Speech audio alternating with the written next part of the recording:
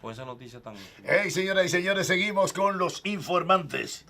Qué bueno que están ahí con nosotros, porque tengo hoy como invitado a mi distinguido amigo Mario Díaz, quien es un experto en transporte de pasajeros, ¿verdad? Es un hombre asociativo, ¿verdad? De su sector, que cuida su sector. Claro, le dan nada, porque y a los que no lo cuidan, que le dan todo. Así es. Bienvenido, Mario. Un placer estar aquí con usted. Gracias por la invitación nuevamente. Hay muchos temas del transporte.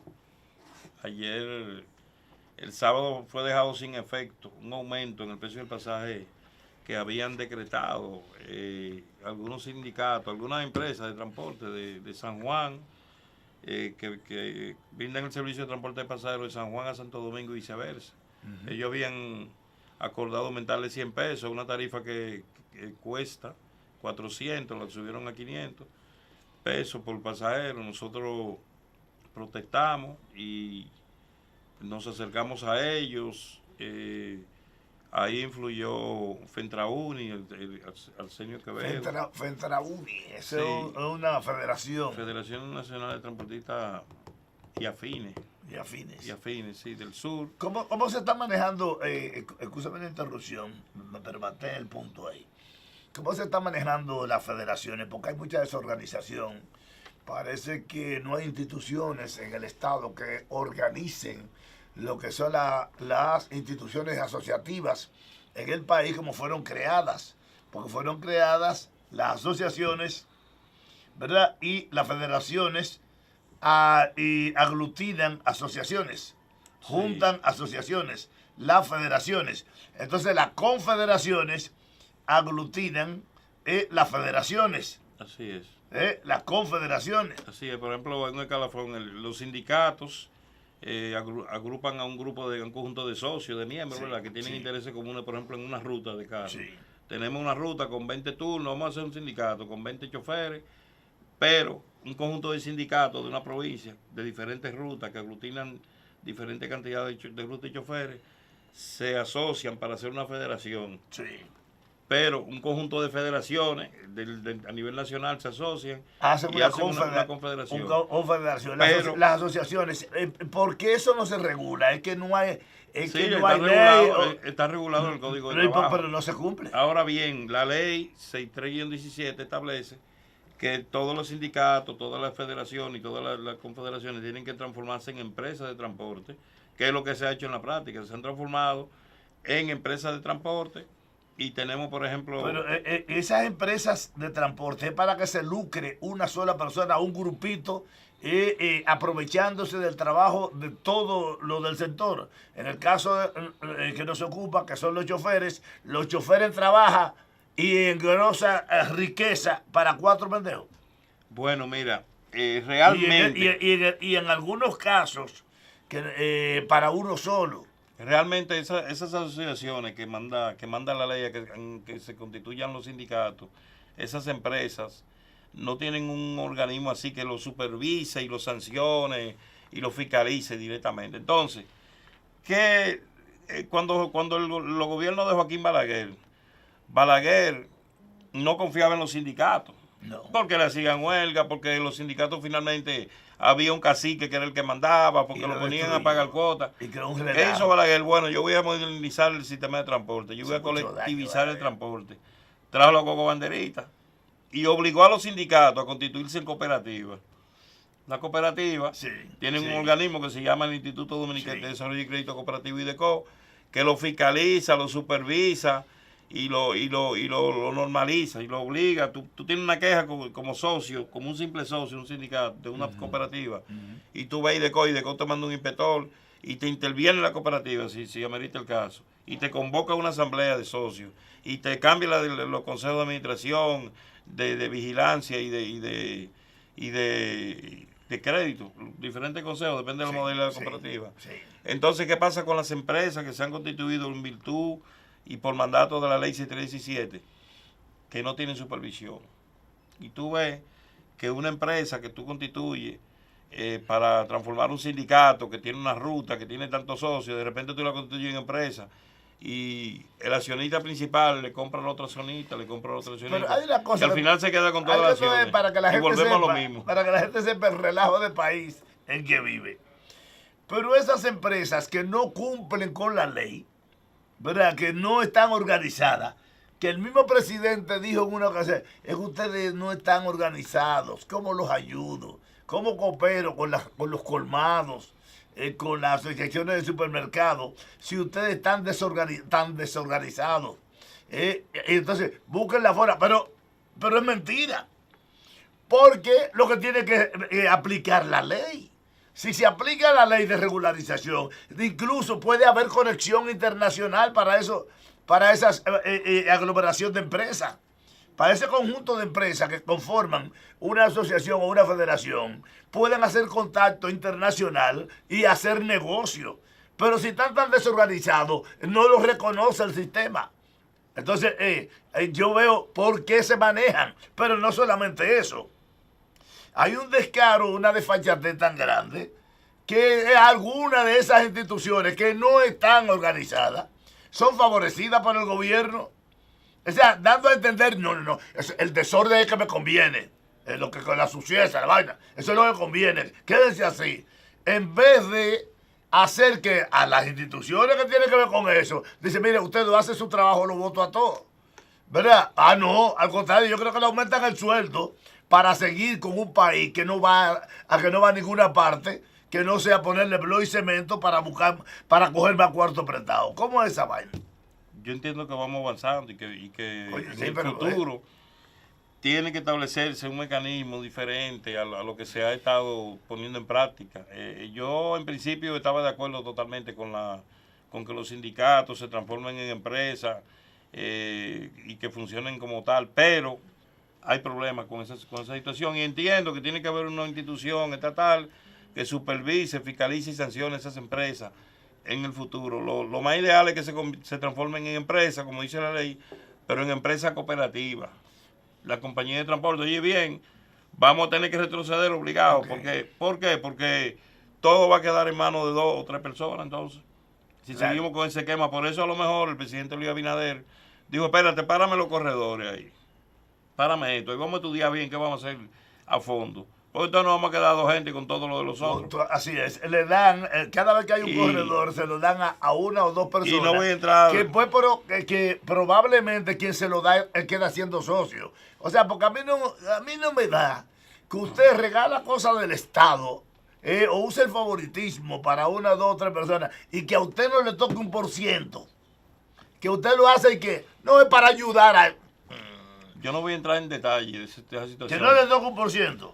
Pero volviendo al tema del pasaje que fue aumentado la semana pasada y que el sábado quedó sin efecto porque mediamos y vamos a seguir mediando, como en todo. Tú dirás, Marino, ven acá, pero de que hay una amenaza de que van a protestar, ahí está la Federación Social Cristiana y Mario Díaz en contra de eso.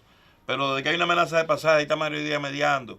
Bueno, porque yo me he identificado con el gobierno del presidente Luis Abinader desde antes de ese gobierno y porque entiendo que la política de transporte del gobierno de Luis Abinader es una política correcta, es una política positiva y es una política que va a beneficiar a la población de una manera tal que va a ser, si no el principal legado de Luis, lo que está haciendo con el sistema de transporte, va a ser un legado muy importante.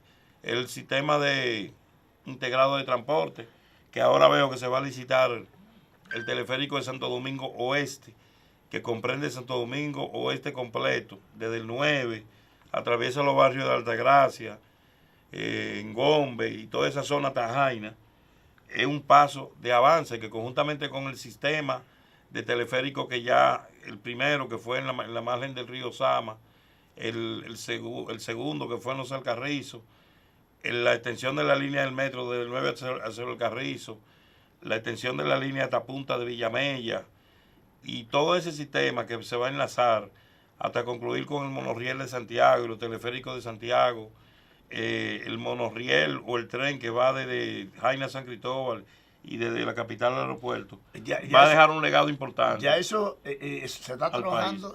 Sí, ahí salió la licitación ya del teleférico de Santo Domingo Oeste. Del teleférico de Santo Domingo. Que va desde Herrera y esa parte hacia Jaina. Sí.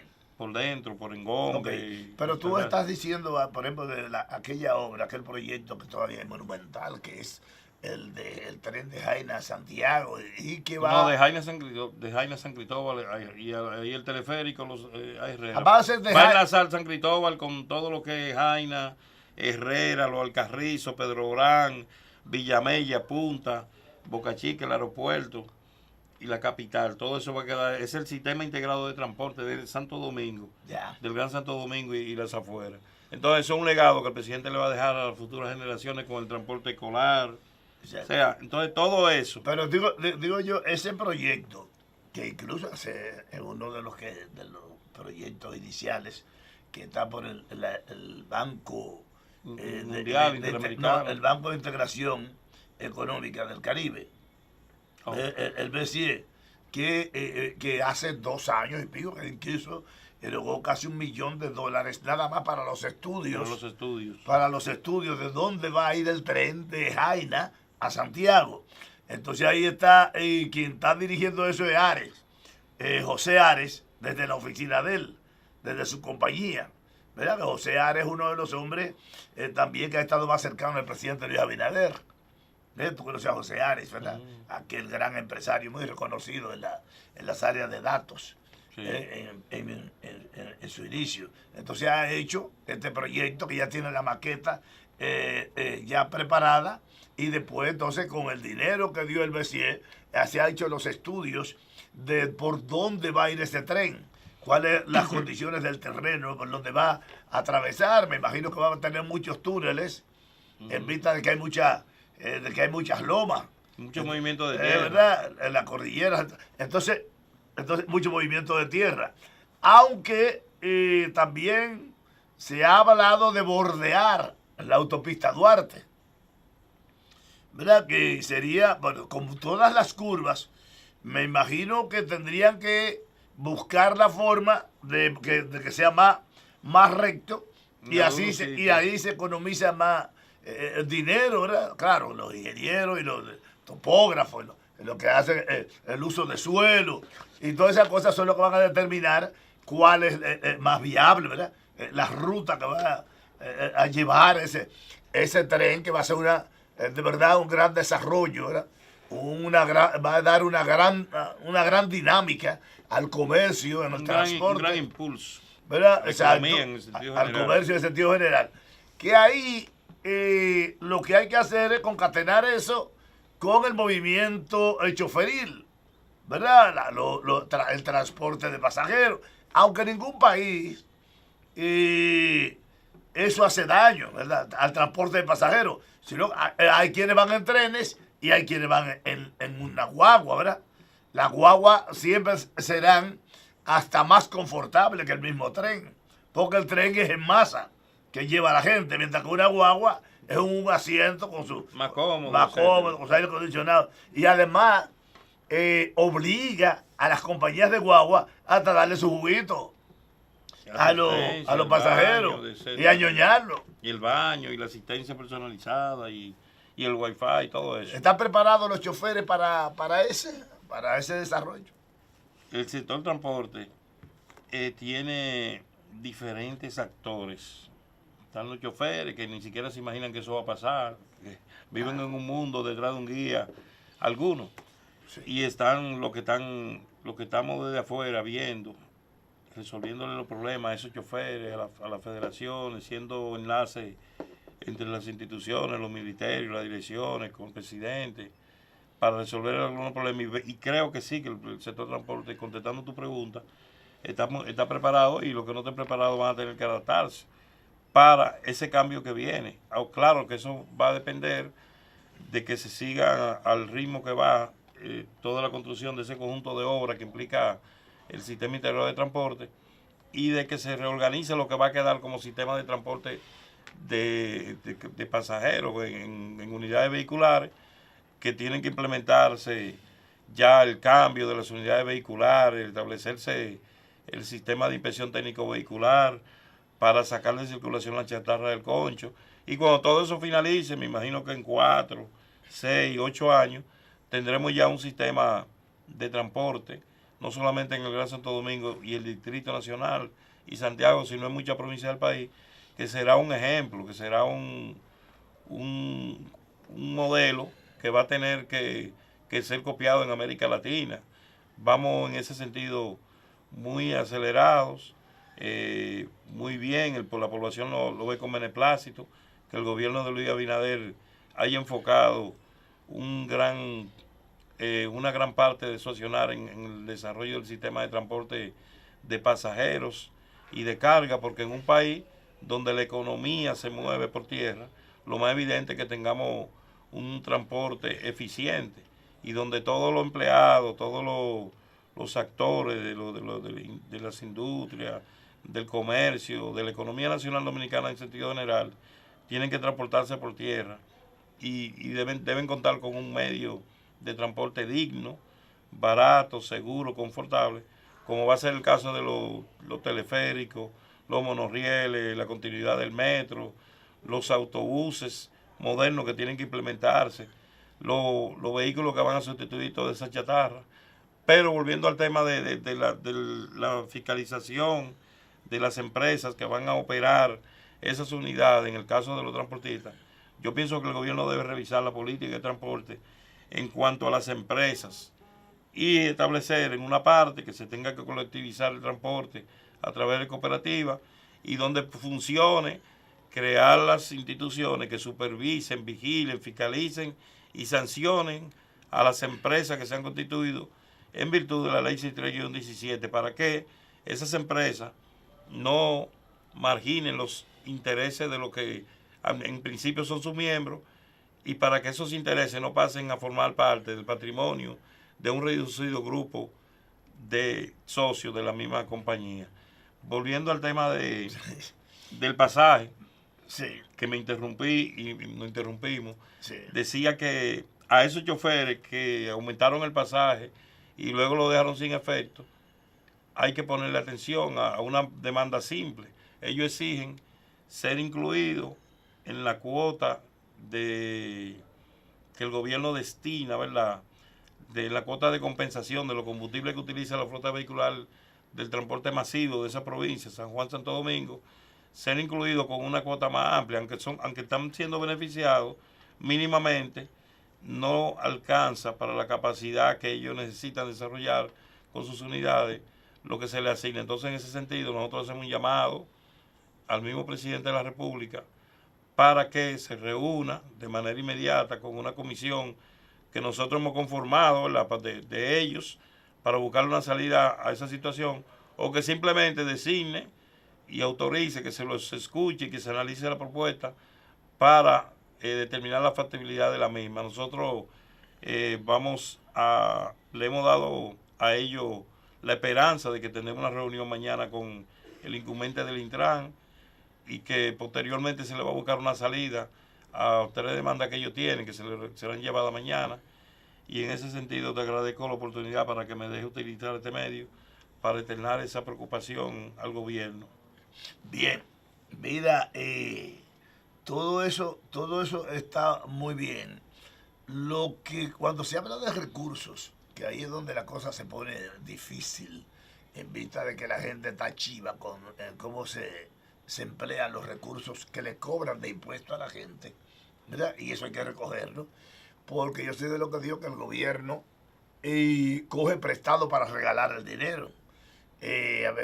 Usa recursos del Estado que han impuesto otros gobiernos de manera mafiosa para que le siga entrando dinero, ya ellos estando fuera del poder, junto con algunos pseudos legisladores, que no son legisladores nada, porque no tienen la capacidad suficiente para eso, entre otros. Entonces el gobierno tiene que recoger todo eso. Y uno de ellos es precisamente eso de las exoneraciones de los combustibles. Porque estamos hablando de que hay dos o tres personajes en el transporte, que hay uno que se mete casi 60 millones de pesos mensuales. Y usted dirá, ¿cómo, Marino? Sí. A él le exoneran 1 millón de galones y él le pone 50 pesos por arriba. Y 60. Entonces, calcúlenlo. 60 por 1.000.000, ¿cuántos son? Y eso le entra a esa persona libre de todo en un regalo que el gobierno, quien tiene que ganarse ese dinero es el Estado dominicano. Pero además, el Estado no puede permitir una mafia con con recursos del Estado. El Estado no puede permitir que una persona se haga supermillonario con el dinero del pueblo, de la gente. Porque si ese combustible va exonerado, debe llegar a sí mismo a los choferes. Porque para eso se exonera. ¿Y cómo el gobierno le permite que él le suba 50 o 60 pesos a esos combustibles exonerados? Para que el chofer solamente se economice. Por ejemplo, si el gobierno tiene de los 200, casi 300 pesos que se paga por la gasolina, el gobierno, ¿cuánto que se gana? Más de 100. Hay más de la mitad en impuestos. La mitad de impuestos. Entonces le quita esa mitad, se lo da a ciertos personajes del transporte para que ellos sigan siendo guruses y más ricos que los ricos tradicionales del país. Mira, la idea de la compensación de ese combustible es que el chofer reciba el combustible a un precio menor y que pueda en consecuencia con ese margen de beneficio, ¿verdad? Jugar con el costo operacional y no transmitir el aumento de ese costo operacional en un aumento del pasaje. O sea, de manera que ese subsidio no se establece para la federación y los sindicatos, claro, sino para el pasaje. Yo desconozco la parte donde tú dices que uno solo se echa 60 millones de pesos. 60 millones. Pero sí conozco la parte donde te puedo decir que si se ha mantenido una estabilidad en el precio de los pasajes durante todo el gobierno del presidente Luis Abinader, y si se ha mantenido una estabilidad en el precio de los costos de los fletes de carga de los productos agrícolas, es precisamente porque se ha mantenido ese subsidio. Ese subsidio es la garantía, la única garantía que tienen los usuarios del servicio de transporte de pasajeros y los consumidores de productos agrícolas, de que los precios de esos pasajes y de esos productos se mantengan en el nivel que se ha mantenido, en el equilibrio que se ha mantenido, y que esto mantenga la canasta familiar básica inalterable, porque tanto el pasaje como los productos agrícolas son elementos principales de la canasta básica familiar dominicana. Pero los choferes, que tú estabas hablando ahorita, hace un ratico, de que aumentaron 100 pesos, ¿cuáles son qué ruta? De San Juan, Santo Domingo. La ruta del sur. Porque ellos exigen más participación en el subsidio. Exacto, espérate, la ruta del sur. ¿Y por qué esos choferes tienen que pedir aumento del pasaje? Si el gobierno le exonera la mitad del dinero que cuesta la gasolina a nosotros los mortales, todos. Ellos alegan que no le están subsidiando la cantidad de combustible que ellos están utilizando. Que le den los cuartos, que le den los 60 millones que se está ganando el tipo. No. Que le den eso, y entonces lo que se hace es que como se le está bajando, aquel le está bajando una viruta y se está cogiendo 60, vamos a darle los 60, quítenselo a ese avivato, quítenle esos cuartos y dénselo al sur. Bueno, y el gobierno, como gobierno, ¿verdad? Como gobierno, puede hacerlo. Volvemos en breve, vamos a hablar de otro tema que no sea tan espinoso. Seguimos con los informantes.